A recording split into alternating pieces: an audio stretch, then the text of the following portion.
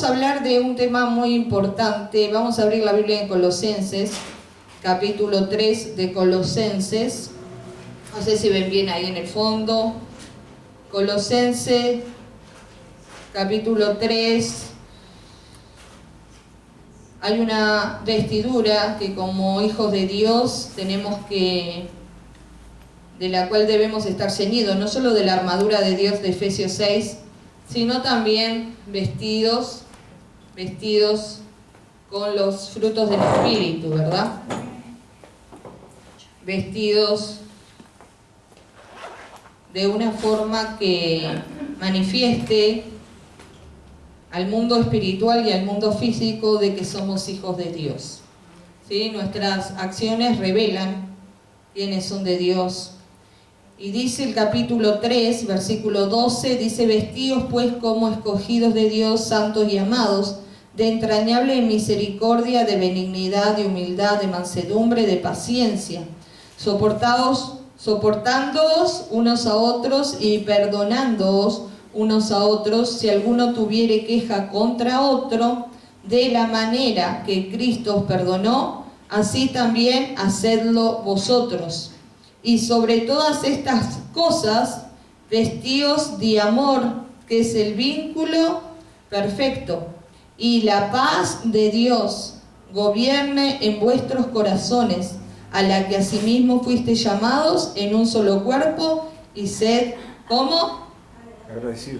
Agradecidos. ¿Sí? Después sigue diciendo: la palabra de Cristo mora en abundancia en vosotros, enseñando y exhortando unos a otros en toda sabiduría, cantando con gracia en vuestros corazones al Señor, con salmos e himnos y cánticos espirituales, y todo lo que hacéis, haced, sea de palabra o de hecho, hacedlo todo en el nombre del Señor Jesús, dando gracias a Dios Padre por medio de Él. Amén. Todo lo que hacemos, todo lo que pensamos, todo lo que decimos, tiene que ser en ese nombre glorioso y maravilloso que es el nombre de Jesús de Nazaret. Pero aquí el apóstol Pablo habla de que debemos vestirnos, ¿sí? De determinada manera en nuestras relaciones interpersonales con los demás, ¿sí? Con nuestro núcleo familiar, con nuestros hermanos en la fe, en la sociedad en la cual estamos interactuando. Debemos vestirnos de una forma que se manifieste que nosotros somos hijos de Dios. Y esta forma que Pablo está hablando a los colosenses está referida a lo que son los frutos del Espíritu, ¿no? ¿Cuántos hicieron el curso de frutos del Espíritu conmigo? ¿Sí? Dones del Espíritu, frutos del Espíritu. Hemos dado muchos estudios bíblicos. Y frutos del Espíritu tienen que ver, ¿sí?, con los frutos que cada uno de nosotros tenemos que dar a luz en nuestra vida. Y a diferencia de los dones, que los dones son irrevocables, los frutos del Espíritu se pueden perder. Decirle a tu hermano: los dones espirituales no se pierden, pero los frutos del Espíritu sí se pierden, ¿no? Entonces imagínese que si usted no tiene cuidado en conservar el fruto de la paciencia, ¿sí?, y usted aborta el fruto de la paciencia en su vida, luego va a ser sometido a otra prueba para volver a dar a luz, ¿qué? El fruto de la paciencia.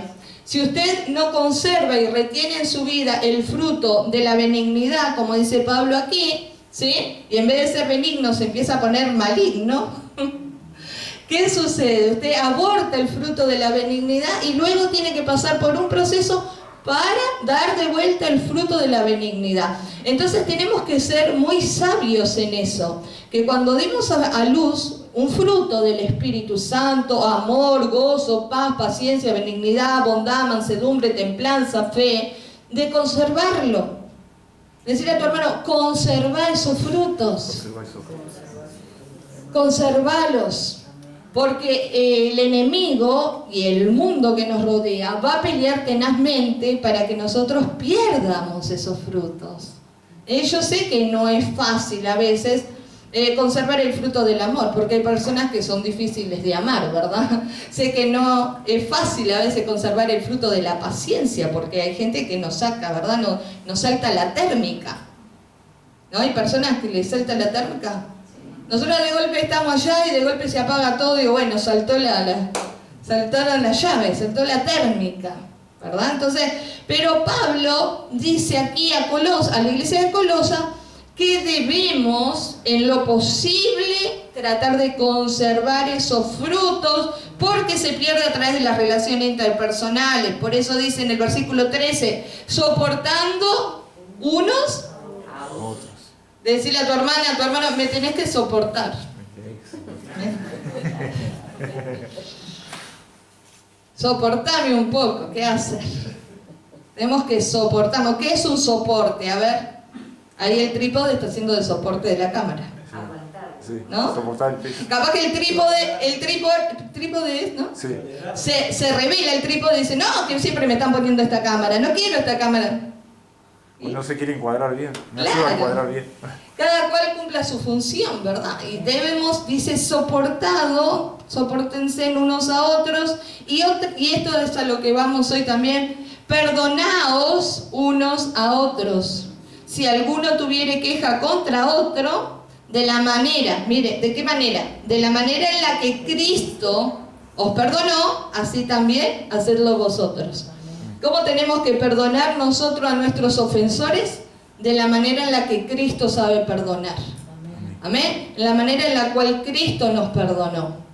Cristo nos ha perdonado muchísimas cosas y Cristo nos enseñó cómo perdonar al ofensor.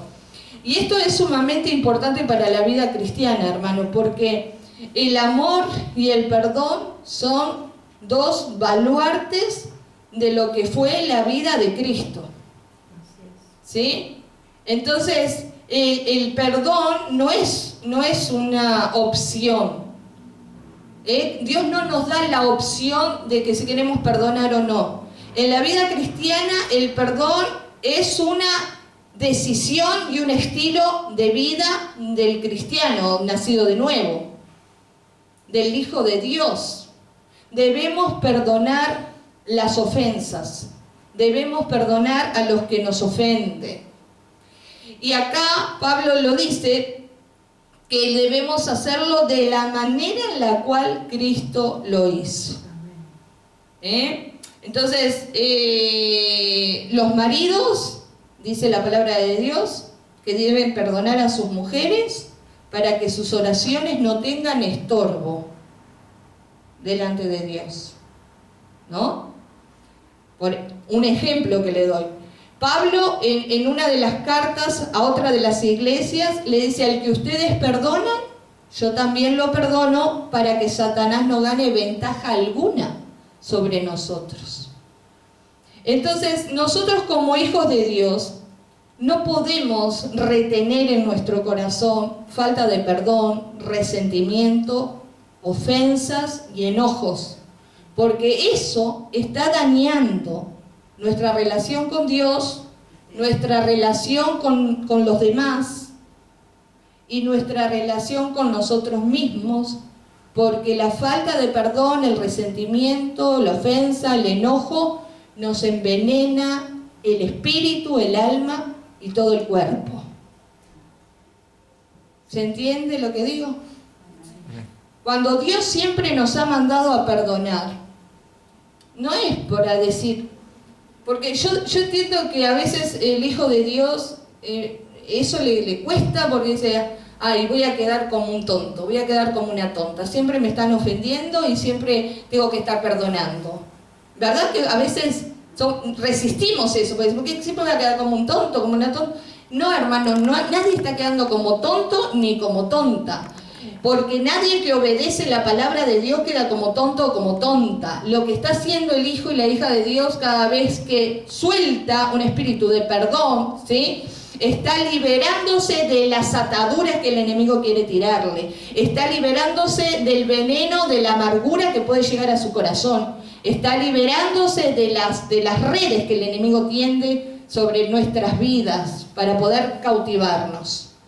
Entonces, cuando Dios nos manda a perdonar a aquellos que nos ofenden, lo hace por el bien nuestro, lo hace por la sanidad de nuestra alma, lo hace por nuestra sanidad mental, por nuestra sanidad espiritual, por nuestra sanidad del corazón, ¿sí? Que Dios no quiere que nosotros practiquemos la falta de perdón, sino que Dios quiere que nosotros sepamos perdonar, sepamos dejar ir, podamos despojarnos de eso. No quiere decir eso que a veces no nos sintamos irritados con alguien y nos sintamos airados. Sí, nos vamos a sentir muchas veces airados y Dios lo sabe. Pero también la palabra dice, airaos pero no pequéis, no se ponga el sol sobre vuestro enojo. Podés airarte, pero a la medianoche ya tratá de resolver ese asunto. Tratá de ver si tu amigo ya se le pasó o tu vecino. Tratá de arreglar esas cuentas, hermanos, porque si Dios nos llamara a su presencia, o llamara a otro a su presencia, usted está enojado con alguien y de golpe ese alguien se murió, usted discutió una hora antes y salió todo enervado y el otro salió todo enervado y al rato se murió el otro, quizás no le dio ni tiempo de pedirle perdón. ¿Y usted después cómo vive el resto de su vida? ¿No? Más si es un familiar cercano. Entonces, yo pensaba en estos días que Dios me decía, apenas vivimos unas pocas décadas en esta tierra.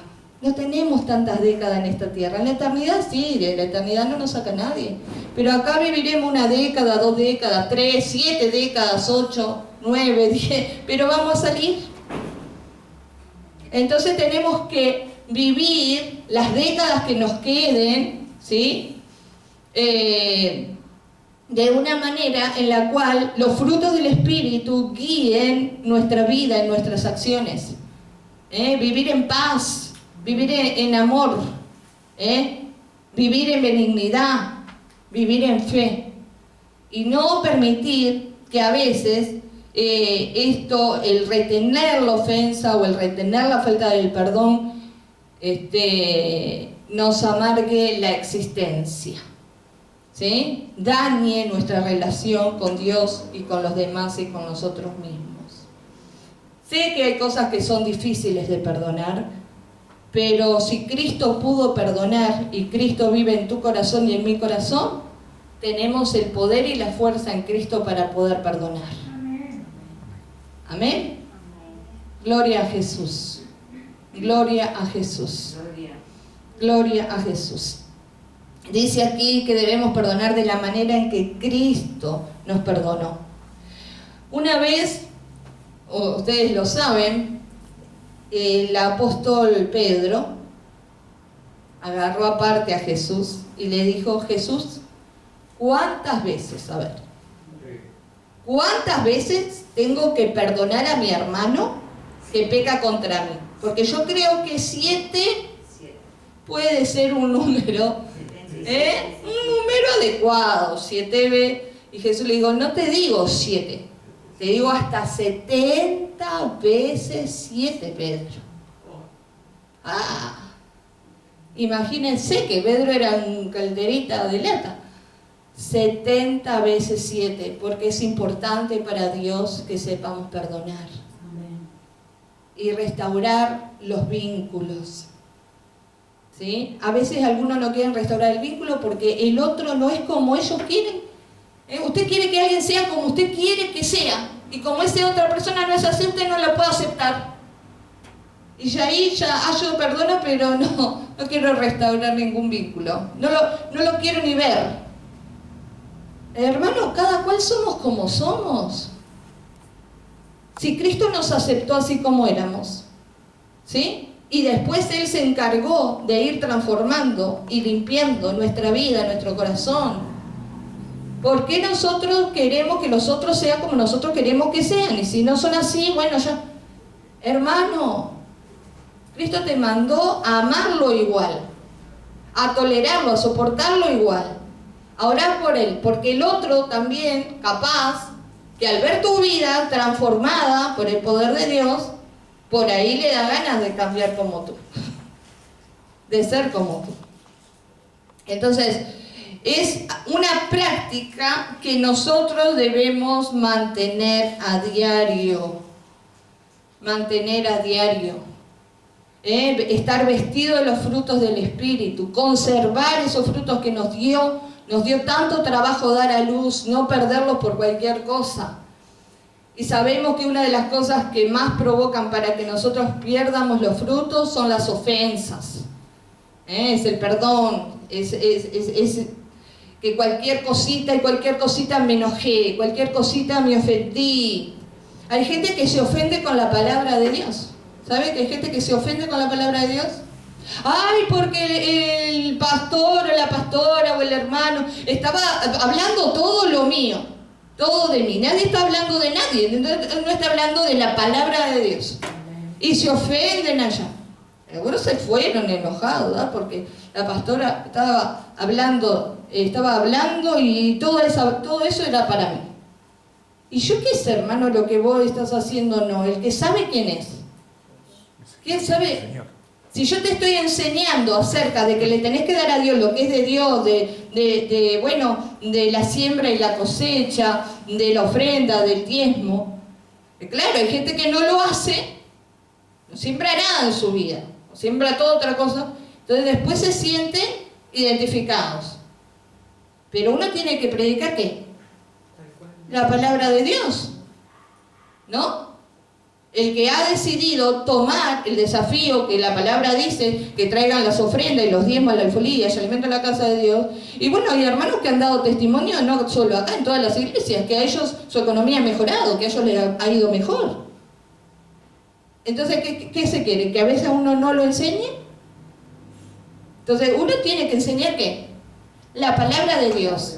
Y un buen ministerio de parte de Dios está basado en ahondar profundamente en la palabra de Dios. No en pasar la mano por arriba y bueno, está todo bien. Uno tiene un buen ministerio, te predica la palabra de Dios tal cual está escrita. Por eso la palabra de Dios en Jeremías dice que la palabra de Dios es martillo que quebranta la piedra. Porque un ministerio tiene que martillar profundo a través de la palabra de Dios para quebrar la dureza del corazón y del entendimiento, para que la persona pueda ser transformada y cambiada por el poder de Dios. Entonces, estas cosas, por ejemplo, de la ofensa y del perdón, son cosas profundas que hay que enseñarlas. Y ya lo hemos enseñado, pero como siempre estamos expuestos a heridas, siempre estamos expuestos a relaciones complicadas. Hoy le llaman... ahora está la palabra de moda desde hace unas décadas iba a decir, pero no, quizás unos años. Todo es tóxico. Todo es tóxico. La relación tóxica. Y fulano es tóxico y fulana es tóxica. Bueno, si Cristo hubiera pensado que nosotros éramos todos tóxicos, ninguno sería salvo, pero creo que Él creyó que alguno... todavía quizás valíamos la pena de morir en la cruz, morir en nuestro lugar en la cruz, ¿no? ¿Qué dialectos, qué vocabulario tan hostil, el mundo está utilizando últimamente, ¿verdad? Entonces acá dice que nosotros debemos perdonar de la manera en la que Cristo perdonó. Y vamos rápidamente allí al Padre Nuestro, mire. El Padre Nuestro que lo saben, ¿cómo lo saben? De memoria, ¿verdad? Creo que desde niño, en la iglesia católica o en la escuela bíblica, en la escuela dominical, el Padre Nuestro es algo que se sabe, ¿verdad? Porque fue cuando los discípulos le dijeron a Jesús, enséñanos a orar. No le pidieron que les enseñara a cantar, no le pidieron que les enseñara a predicar, sino que como veían que Jesús habitualmente oraba, ellos dijeron, nosotros también queremos que nos enseñes a orar.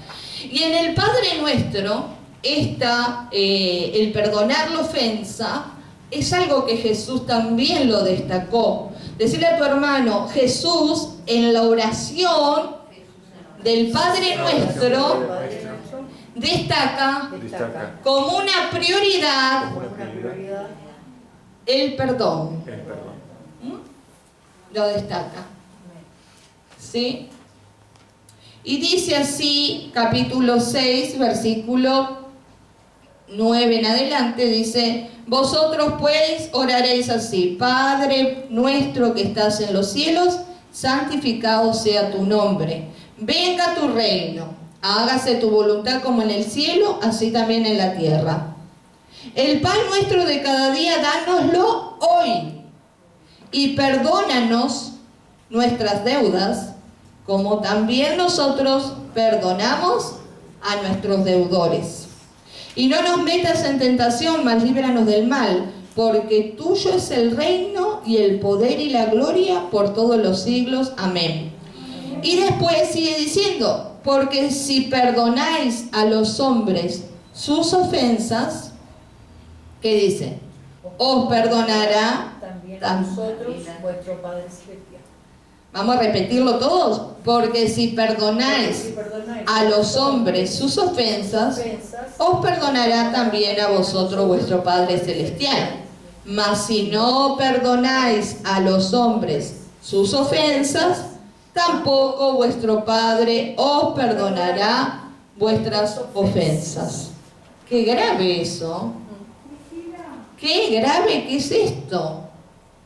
Si retengo la ofensa y no suelto perdón, si retengo la ofensa y no suelto el perdón, ¿qué sucede? ¿Qué sucede? Tampoco Dios puede perdonarme. Y no solamente que tampoco Dios puede perdonarme, sino que ni siquiera tengo derecho a pedirle el pan diario. ¿Vieron que viene ligado ahí, no? Padre, dice, el pan nuestro de cada día dánoslo hoy y perdona nuestra deuda. Si usted no está dispuesto a perdonar a Dios, tampoco le pida que Dios le provea el alimento necesario. Si usted no está dispuesto a perdonar al prójimo, no perdonar a Dios. En todos los puntos del Padre Nuestro, lo que más se resalta es que tenemos que tener un corazón perdonador. Un corazón que no retenga ofensa. Un corazón que sea un corazón similar al corazón que tuvo Cristo. Que cuando estaban allí timbiando sus ropas en los pies de la cruz, ¿qué decía Jesús? Padre, perdónalos porque no saben lo que hacen. Lo estaban escupiendo, lo estaban insultando y Jesús seguía diciendo, perdónalos, no saben lo que hacen. ¿Sí?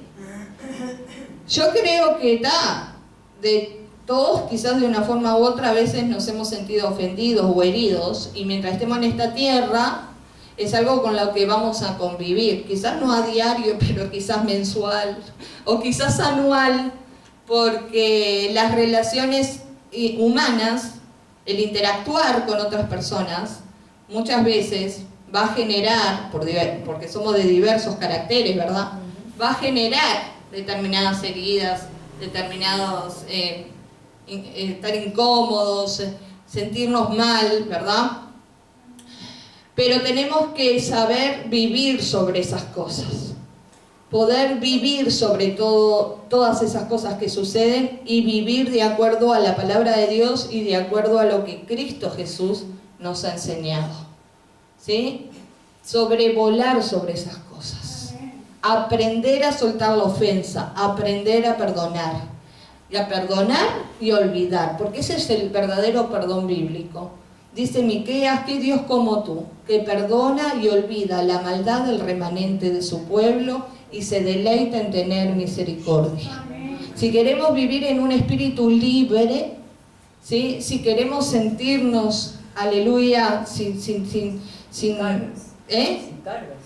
cargas, claro, sin opresiones, sin ¿cómo podría decirlo? Porque yo creo que una persona que está lleno de ofensas, ¿no? Y de falta de perdón, después eso es como una bola de nieve que luego se hace una avalancha, ¿verdad? Primero empieza con eso y después termina hasta con raíces de amargura y yo que sé, dividiendo todo. Divide su familia y divide su propia vida, porque la verdad que después el enemigo trabaja tenazmente sobre esas heridas, sobre la herida de la falta de perdón. Es tremendo como el enemigo Hay que ser libre, un espíritu libre, una mente sana, un corazón limpio. Dios nos ha dado su palabra y en su palabra está toda su voluntad plasmada y podemos vivir en libertad. Amén. Yo me acuerdo que cuando pasó eso, que mi padre nunca fue un buen padre desde el inicio. Bueno, mi madre es una que dice, lo único bueno fueron 3 hijos que tuve de ese matrimonio. Pero se casó con 17 años, fuera de la voluntad de Dios, lo conoció en un baile en Casa Galicia, él le llevaba 10 años, sabía ya que era un hombre que le gustaba, ¿qué? Andar en boliches, alcohólico, ¿qué más? A ver, porque los diablos no vienen uno solo, vienen todos juntos, se van acumulando. Boliches, alcohol, carreras, maronia, el juego, la timba, la carrera, ¿sí? ¿Qué más? Adúltero. Pero no empezó por adulterio, él venía ya fornicación toda su vida, ¿no? Entonces, ¿cómo se llaman esos lugares donde están las chicas? Prostíbulos. Bueno, las carreras de caballo, los prostíbulos y los boliches, el alcohol. ¿Qué más podríamos decir? No, pero ¿sabe que acá vinieron varias hermanas mayores que también sus matrimonios terminaron en un caos, solo se llenaron de hijos, que el prototipo era igual? Entonces dije, claro, si los demonios no mueren, ellos solo cambian los personajes, se trasladan, son diferentes personas. Entonces, con todo eso antecedente, tampoco, nunca, todo lo que trabajaba era para eso. Porque en realidad no sustentaba ni a su esposa, ni sustentó a sus hijos. Y así podría enumerar muchas cosas, porque también era golpeador. Y era un abusador verbal y emocional. Porque no solo la mataba a piñas y a golpes, sino que también verbalmente la ponía que era la peor del barrio. ¿No? 17 años aguantó. Y aguantó porque estaba en la iglesia ella también. Y porque también en aquellos años, por las dogmas, se decían, no, usted tiene que orar por su marido, no puede divorciarse. Cosa que, gracias a Dios, muchas cosas han cambiado hoy en día, porque la palabra lo dice, que ningún hermano en la fe puede estar sujeto a servidumbre. Usted no puede ser siervo y esclavo de alguien que no tiene a Cristo en su vida. Entonces, no solo por adulterio se permite el divorcio, sino también por esta esclavitud. Entonces digo, si a todo eso, que nunca le dio afecto y cariño a sus hijos, ¿no? Más bien golpes también, porque yo también llevé mis golpes, mi hermano llevó sus golpes, mi abuela llevó algún golpe también. Entonces, imagínense que a todo eso le sumo que un día se le ocurrió decirle a mi madre que le iba a quitar la vida. Y no solo la amenaza, sino que le pega 3 tiros en la cabeza. Pero ella siempre le dijo, el día que tu mano se levante contra la mía, la mano de Dios va a estar en el medio. Porque ninguna arma forjada contra mí prosperará, decía Ana María. ¿Y qué sucedió? Que a los 10 días Ana María estaba en la casa. No perdió el olfato, no perdió el oído, no perdió la vista. ¿Vio? Usted la observa, Ana María, usted no le da señal de que alguna vez recibió 3 impactos de bala en la cabeza. Pero yo sí la vi a mi madre, con la cabeza tan grande como ese ventilador, internada en el hospital Maciel, que apenitas podía abrir la boca, parecía una calabaza la cabeza. Y encima, como era la mayor, tuve que ir a declarar al juzgado. Entonces, cada cual ha pasado por las cosas que ha pasado, ¿verdad? Cuando fueron a llevar la citación para mí a mi casa, según mi tía política, quienes fueron a llevar la citación ya me estaban mirando de una manera que mi tía les paró el carro. Le dijo, pero es una chiquilina, tiene 14 años. Porque algunos, vio cómo son, ¿no? Dirá, ya, el padre preso, la madre, quién sabe si vive. Y bueno, y aún con todas esas cosas, y podría decirle más, cuando él sale de la cárcel, él va a los portones allí, al frente de la casa, a pedir que quería verme y quería ver a mi hermano. No llegó a 2 años, creo, ni a 2 años preso. Y ahí yo tuve una tremenda lucha existencial porque yo crecí en el Evangelio. Más bien no sabía casi nada del mundo, más bien de martes a domingo, y a veces de lunes a domingo estábamos en la iglesia. Y yo fui una persona que cuando escuchaba las discusiones y los problemas en la noche me levantaba siempre y me metía en el medio de mi madre y de él, con 10 años, 11 años, 12 años, cuando escuchaba, ¿no? Y cuando le empezaba a amenazar a mi madre, yo decía, bueno, no importa los años que pasen, si vos le haces algo a mi madre, yo te voy a buscar y te voy a matar. Y siempre le dije eso. Y esa vez que él sale y quiere vernos, la casa allá es muy grande, el frente es enorme, y yo me acuerdo que estaba ahí en el sonido, al lado del sonido, en el living, y me venían esas palabras que yo misma declaré: si le haces algo a mi madre, no importa los años que pasen, algún día yo te voy a matar. Pero por otro lado venía el bálsamo de la palabra de Dios, que me decía que tenía que perdonar. Porque el primer mandamiento con promesa es ese: honra a tu padre y a tu madre. No elegimos los padres y las madres que nos tocan. No tenemos opción de elegir. Nos tocó lo que nos tocó. Y nadie tiene derecho, ¿verdad?, tampoco a negar el perdón cuando uno es un hijo de Dios. Y me acuerdo que tenía esa lucha y de golpe me acordaba también que él era un niño allá en la ciudad de Rocha, que con 8 años ya repartía pan y periódico, y que creció en una familia disfuncional, y que muchos somos consecuencia, ¿verdad? También, no es que sea, no sea una excusa para decir no quiero cambiar, no, pero hay personas que han vivido toda su vida en esa vida de violencia y de abuso y de maltrato y que solo Cristo puede. Pero, es decir, él tuvo la oportunidad de cambiar, porque durante 17 años se le predicó el Evangelio. Y es más, Dios lo sanó de asma. Sin embargo, él decidió seguir a los brujos, porque aparte de eso también iba a los brujos, ¿no?, a los hechiceros y a los curanderos y todas esas cosas.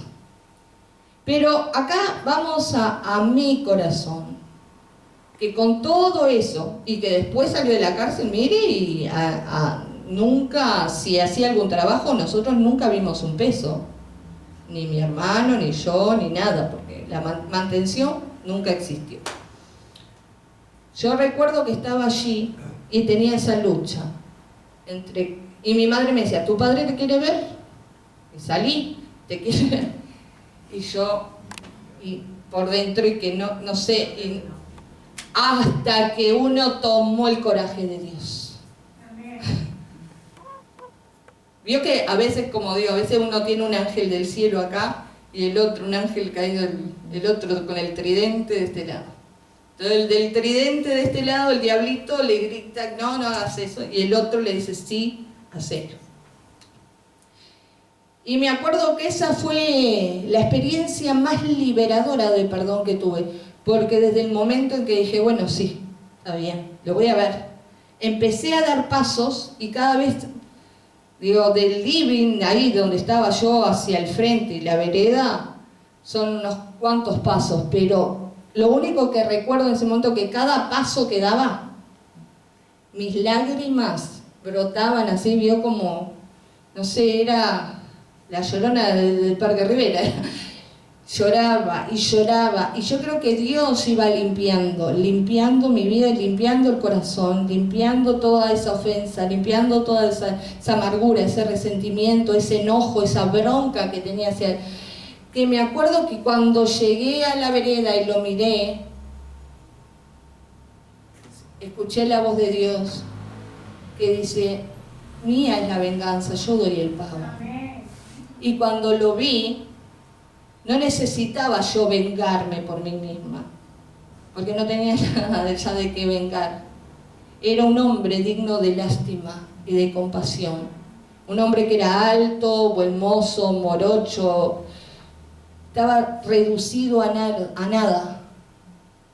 Un pelo que parecía un copo de nieve, todo arrugado, consumido, porque él levantó su mano contra una hija de Dios, no veló tampoco por esos hijos. La paga del pecado dice que es la muerte, y la muerte física puede ser, pero también la muerte espiritual. Entonces cuando Dios me enfrenta con esa realidad y lo veo, ya creo que ahí se había completado la fase del perdón. Después lo volví a ver varias veces y alguna que otra vez me trató de ofender. Alguna vez vine un poco ahí y mi madre dijo, bueno, si es así Patricia no va más, porque si siempre que va la vas a estar ofendiendo. Pero hermano, entonces digo, si uno ha podido en Dios perdonar en todas esas cosas, ¿cómo otros me vienen a decir a mí que son hijos de Dios y porque el Padre abandonó la mano no lo pueden perdonar? A veces no se perdona porque no se quiere, porque se quiere vivir agarrado a la falta de perdón, y a la ofensa y a la amargura. Por eso, como hijos e hijas de Dios, una de las cosas que más resaltó Jesús en este Padre Nuestro es que Dios nos dé el poder, la fuerza para poder perdonar, como Cristo nos ha perdonado. Amén.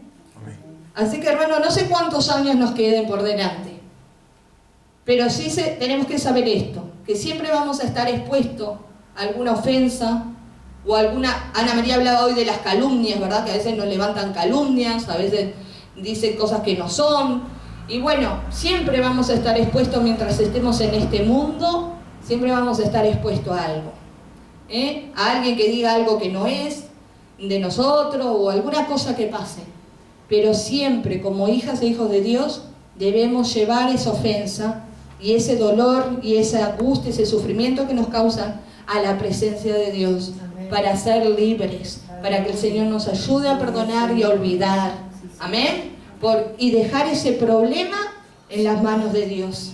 Por eso le digo, yo todas las cosas, yo perdono y olvido, hermano, porque lo demás es Dios el que va a decidir.